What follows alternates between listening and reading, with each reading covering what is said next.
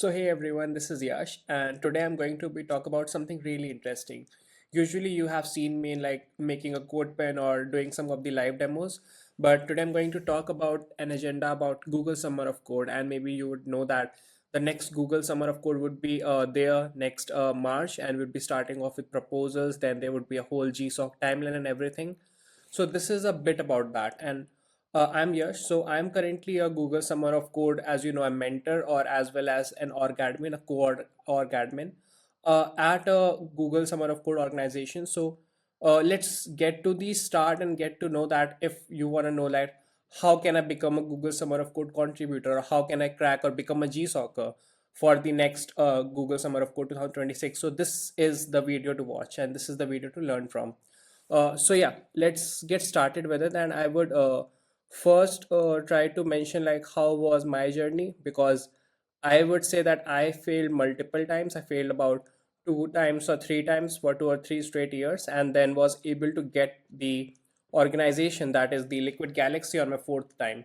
So like what I did and what you could do differently. And one thing to also mention is I never had a mentor. So I was doing it just on my own, and I didn't know what like where to go or like what to do and what's the difference is like.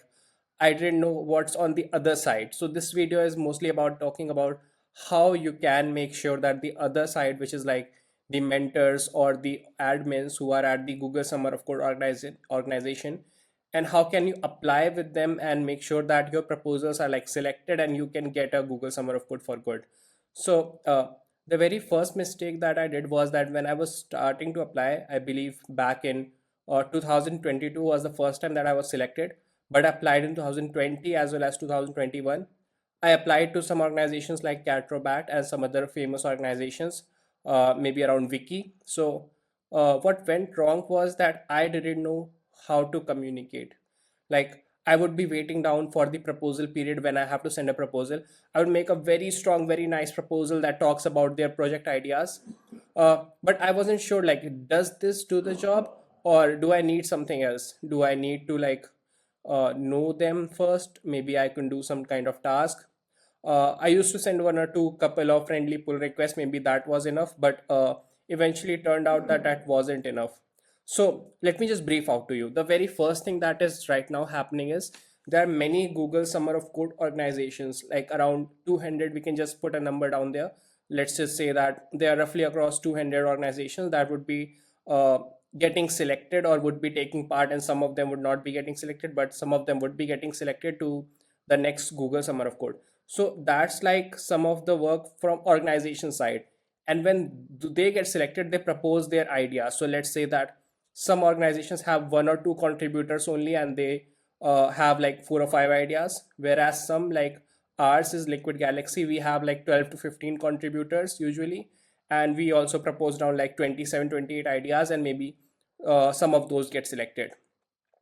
So if I was a contributor, let's just say that I was not a Google's mentor or not a Google Summer of Code admin. Let's just strip away all of that and let's just see that how would I have started. Like, let me just begin with like jot down my mentor memories, and let's just say that what brings the attention. So the very first thing is sending a mail. I would say so that whenever I am interested in an organization, I first like want to know that who do I send a mail and what that mail could be. Like it's just not a verbiage; it should have something, right? So I would go to Google Summer of Code. I will see the last organizations and the last to last years, and maybe till 2021 to 25. I will see that which one consistently took part and are still a part of Google Summer of Code and are also planning that they would still take part. And Liquid Galaxy has also announced it that we would be taking a part for the next Google Summer of Code, whereas some others are also taking part.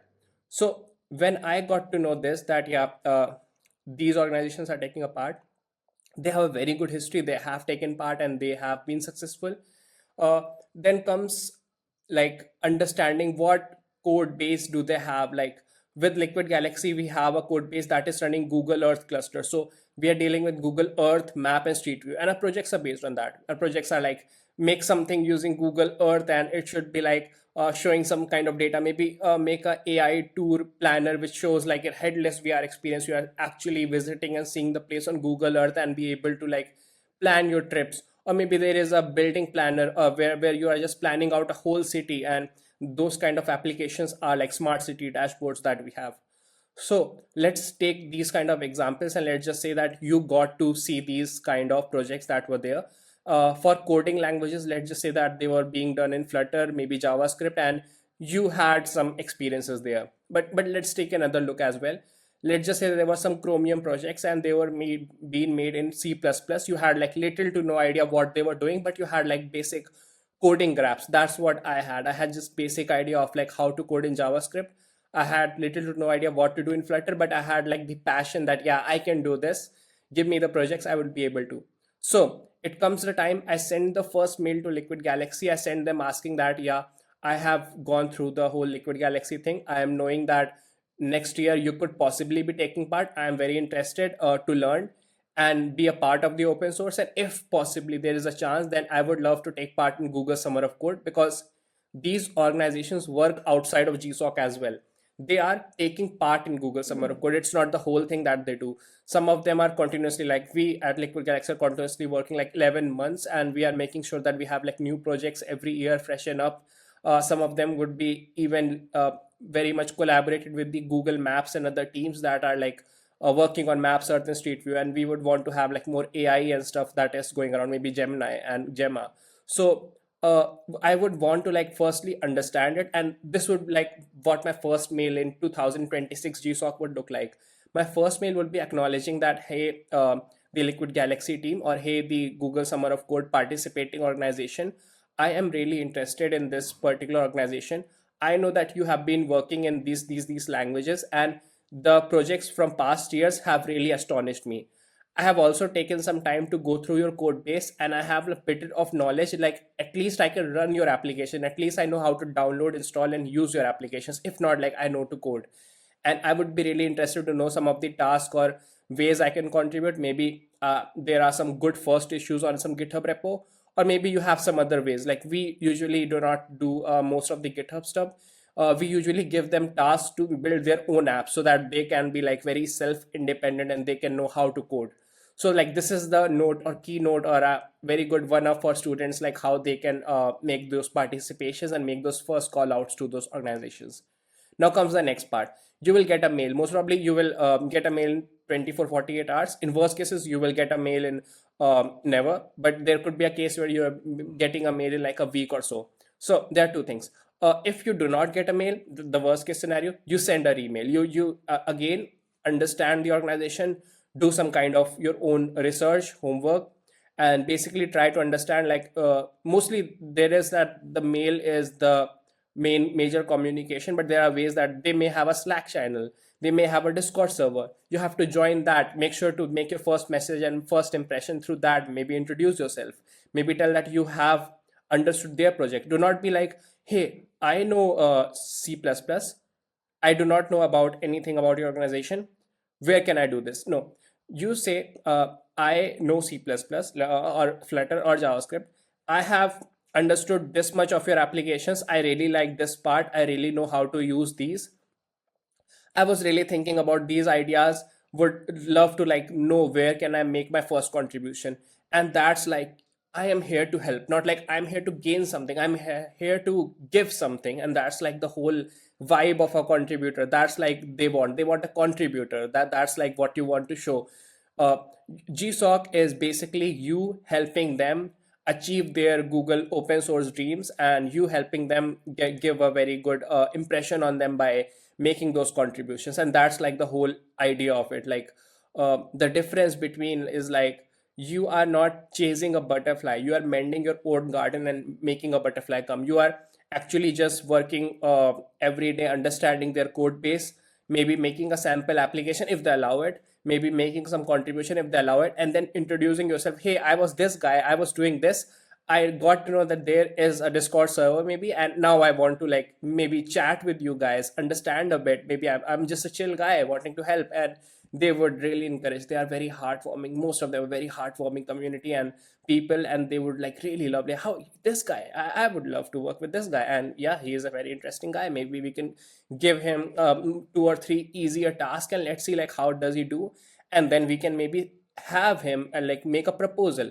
And if this happens, the next phase when you are making a proposal, they would ask edit access or comment access. They will comment on your proposal, make it more and more better, so that when Google is going through reviewing all of these stuff and making sure that these contributors are like having the proposal submitted and those org admins are actually checking your proposals, it is already something that they have been familiar enough, and they can just have that personality come into their mind whenever they are seeing the proposal. Oh, it was this guy. This guy was really interesting. I would love to have him. And they would want you to be a Google Summer of Code contributor. So it's not hard skills, it's soft skills. If soft skills plus passion and plus asking that where can I make some work or what can I do.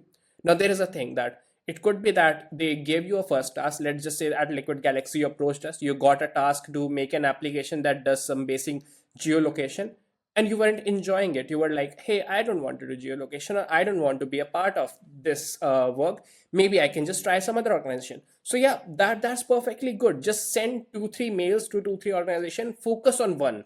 And when you're focusing on one, just make sure you want this organization. You do not want to split up your whole memory, and then you would get nothing because you would be too much occupied in multiple projects. So this is my number one guidance to everyone who is applying for Google Summer of Code 2026. I would want you to make sure that you can do like I was at a place in inaugurating a new Google Earth laboratory, a Liquid Galaxy laboratory. And many students came up to me and asked, where can I start or how can I start? And that's, I believe, most of the questions that you would have are like only circling around this. How can I start? Where can I start? What can I do so that I can be someone who is a Google Summer of Code contributor, who is a GSoC? And for that, I would say start by sending communication, start by acknowledging what technologies do they use, start by understanding their past projects, and start by coding something, building something, and showing that, yeah, I am very much interested in this stuff. How can I help? And when you are like moving your hand forward and asking how can I help, they would grab your hand, make sure that they can help you climb that particular ladder and help you climb that particular mountain of like the whole Google Summer of Code process. You would be assisted by maybe mentors, maybe org admins. They would be very happy to help you understand all those procedures. And finally, you would be able to get selected, and hopefully you would do very good job at Google Summer of Code. So yeah, that was it. I hope that you enjoyed, understood, and have like many questions in mind. Feel free to drop them in this YouTube comment section. And I like in generally, I hope that you would be passing and becoming a Google Summer of Code contributor, because that's the hope of making this video. So yeah, have a very great ahead. See ya. Bye.